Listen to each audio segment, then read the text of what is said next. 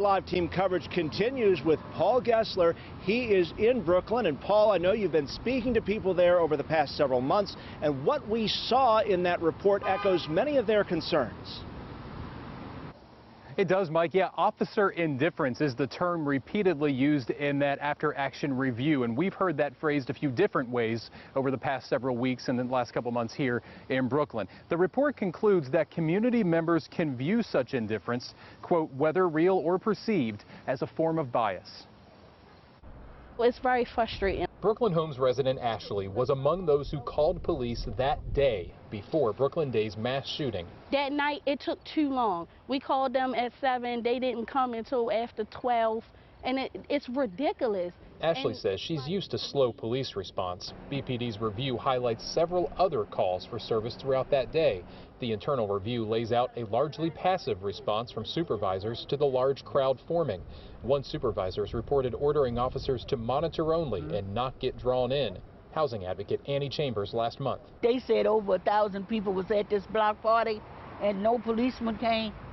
You know that's not in Baltimore City. Should we have known? Of course. The head of the Housing Authority acknowledged a gap in trust between management and residents. The review also cited people here repeatedly contending had this crowd converged in a white neighborhood, police response would have been swift. Councilman Mark Conway chairs the Public Safety Committee.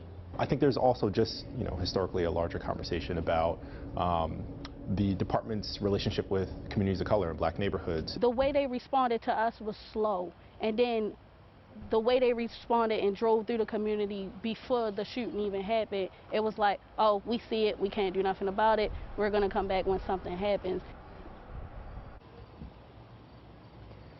Back live now, and the review published several photos from this CCTV camera you're looking at now, which was manually operated by City Watch personnel multiple times that day. But neither camera operator notified supervisors or radio about those crowds until 10:15 that evening.